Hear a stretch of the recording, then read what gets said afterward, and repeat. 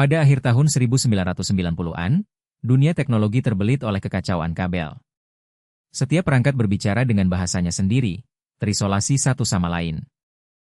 Di sebuah ruang rapat, para insinyur brilian dari Ericsson, Nokia, dan Intel berkumpul. Mereka berdiskusi dengan penuh semangat, mencari solusi untuk menyatukan perangkat-perangkat yang terpecah belah ini. Misi mereka adalah menciptakan satu standar nirkabel jarak pendek. Sebuah bahasa universal yang dapat dipahami oleh semua perangkat. Namun, proyek revolusioner ini membutuhkan sebuah nama. Nama-nama teknis yang membosankan seperti BIS-RF atau MC-Link diajukan, tetapi tidak ada yang terasa pas. Di antara mereka, Jim Kardach dari Intel, seorang penggemar sejarah, merasa gelisah. Pikirannya melayang jauh melampaui dunia silikon dan sirkuit. Malam itu, Jim membaca buku tentang sejarah Viking.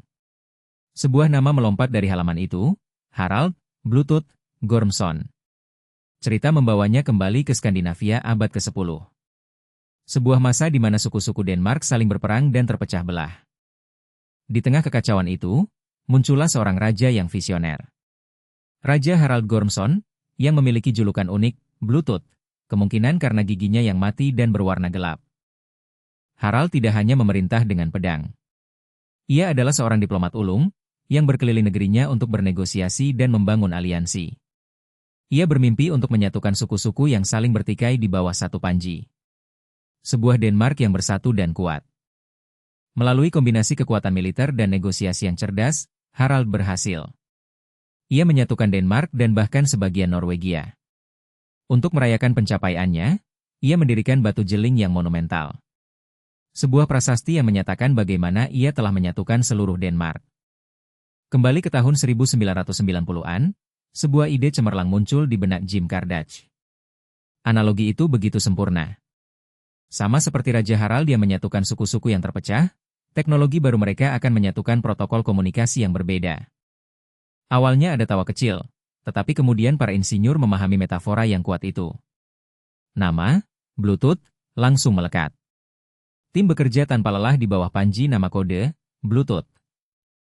Teknologi ini mulai terbentuk, menjanjikan konektivitas yang mulus. Rencananya, nama resmi yang lebih korporat akan dipilih sebelum peluncuran. Nama seperti Radio Wire atau PAN, Personal Area Networking, menjadi kandidat utama. Namun, saat hari peluncuran semakin dekat, sebuah masalah muncul. Nama, Radio Wire, ternyata sudah menjadi merek dagang perusahaan lain. Pilihan lainnya, PAN, dianggap terlalu umum dan tidak memiliki daya tarik. Waktu hampir habis dan mereka tidak punya nama. Dalam keputusasaan, seseorang di tim pemasaran berkata, hanya nama, Bluetooth, yang siap kita gunakan. Pilihan lain tidak memungkinkan. Mereka sadar bahwa nama kode sementara itu unik, mudah diingat, dan memiliki cerita yang luar biasa di baliknya. Itu adalah takdir. Maka, keputusan pun dibuat. Teknologi penyatu itu akan secara resmi dinamai Bluetooth, menghormati Raja Viking yang menjadi inspirasinya. Untuk melengkapi nama itu, sebuah logo dirancang. Logo itu adalah kombinasi dari dua rune Nordik kuno. Rune, Hagal, dan Barkan, yang merupakan inisial dari Harald Bluetooth. Logo ini menjadi simbol abadi dari warisan sang raja, menyatukan yang terpisah. Tidak lama kemudian, perangkat berkemampuan Bluetooth pertama muncul. Sebuah headset nirkabel terhubung ke ponsel untuk pertama kalinya. Kabel-kabel mulai menghilang. Musik, panggilan telepon, dan data mengalir bebas di udara. Dari ponsel ke laptop, dari speaker ke mobil, teknologi Bluetooth menyatukan ekosistem perangkat kita. Setiap kali kita menghubungkan headphone atau speaker kita tanpa sadar menghormati seorang Raja Viking dari 1000 tahun yang lalu.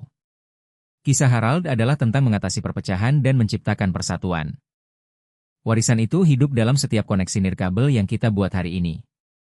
Sebuah nama yang lahir dari buku sejarah kini menjadi bagian tak terpisahkan dari kehidupan modern.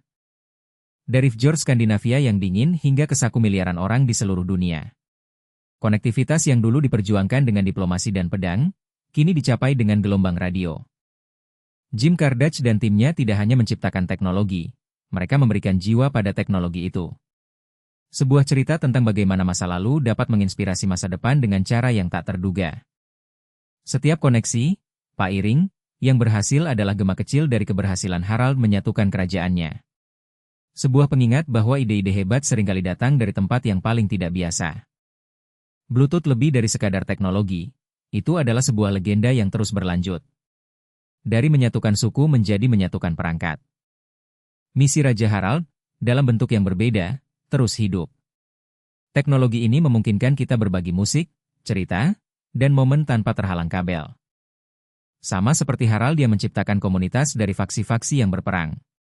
Kisah Bluetooth adalah bukti kekuatan sebuah nama dan cerita yang hebat. Sebuah jembatan antara masa lalu yang legendaris dan masa kini yang terhubung. Setiap sinyal biru yang berkedip adalah denyut nadi dari warisan kuno. Jadi, lain kali Anda melihat logo biru yang akrab itu, ingatlah sang raja penyatu. Ingatlah Harald, Bluetooth, Gormson, yang semangatnya untuk menyatukan terus bergema di seluruh dunia. Karena sebuah ide hebat, seperti seorang raja yang hebat, dapat mengubah dunia selamanya.